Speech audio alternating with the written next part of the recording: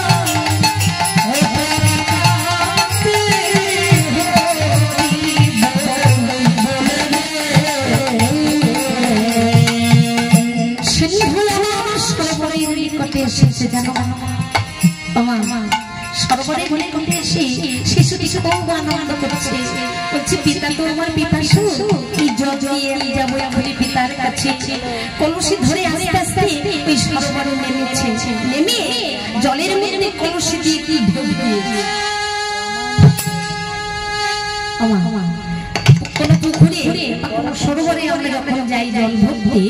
তখন এই জলটা নেওয়ার জন্য বানিয়ে আমরা যখন জল ভরতে যায় তখন উপরে জল জলটা ঢেউ দিয়ে পরিষ্কার করে এই কলসি দিয়ে সেই সমান জলের উপরে ঢেউ দিয়ে পরিষ্কার করে আর কলসি ভর্তি যখন কলসি ভর্তি করছে জলের আওয়াজ পেয়েছে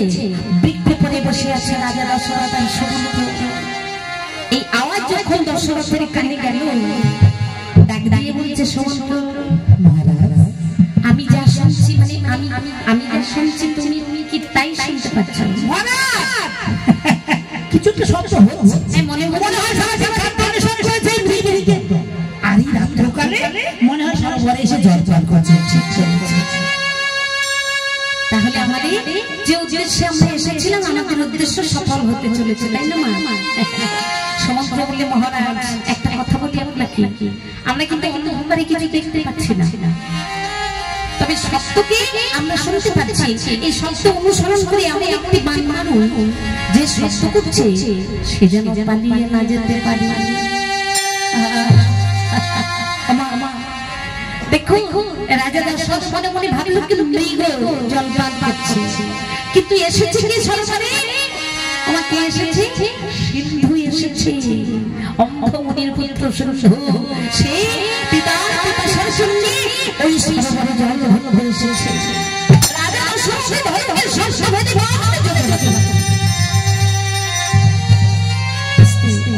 এই বালির এমন গুণ